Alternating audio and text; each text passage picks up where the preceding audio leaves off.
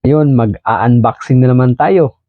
Siguro ngayon, masasabi nating unboxing ito kasi sa palagay ko, box naman ito. Pero bago ang lahat, i-unsulupin pa rin natin kasi nakabalot din naman.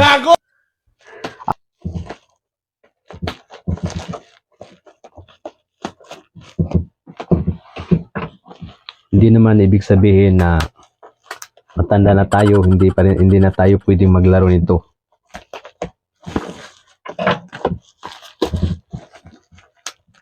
Ang laruan kasi hindi lang pang bata, hindi pwede rin sa matanda. Libangan na rin ng kahit sino. Okay, taran! Wow. Ito na. Okay. Meron tayo nito. Itong baril. Wow. Okay, ano pa kayang laman? Ito. Wow, ang ganda. Meron tayong goggles. Okay. Wow. Wow, meron tayo ditong battery Wow. at saka bala. Yan. At meron din tayo nito. At ito rin, takip niya. Okay. Ito, ang takip ito. Ito nga pala yung bala niya, Wow. yung hindi pa ibinabad sa tubig. At ito naman ang resulta na naibabad na ng halos 10 taon. So ngayon, ito na. Ito na nga pala ang bala. So naibabad na ito. So ready na ito ipasok dito. Okay? Ito na guys.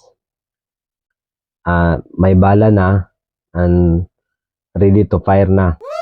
Pero bago ang lahat, sa totoong baril kasi, meron silang tinatawag na 4 rolls for gun safety. Okay? So dahil hindi to pwedeng ihalin tulad sa baril kasi wala naman itong kasahan, saka wala din itong magasin. So meron tayo nitong laruan din na parang totoong baril na din. So kahit sa 2 rolls lang Wow. ang i-apply natin dito kasi laruan lang naman ito. Una, always treat the gun that are loaded. Ibig sabihin, itrato natin ang baril na parang asawa. Ay mali. Itrato natin ang baril na laging may bala. Okay? So ibig sabihin, hindi pwedeng itutok kahit saan. Tapos i-check muna ang magasin, tapos ikasa, saka kalabitin dun sa baba lang. Kung sakaling merong bala, walang matatamaan. Okay? Wow. So, pangalawa, always trigger finger out. Dapat ang trigger finger natin nasa labas lang. Ipasok lang natin ito kung ready na to shoot. Paalala lang, huwag nating itutok ang laruan na ito kahit saan o kahit kanino. Kahit sa relasyon, huwag niyo itutok, baka mawasak. I-tispire na natin. Okay?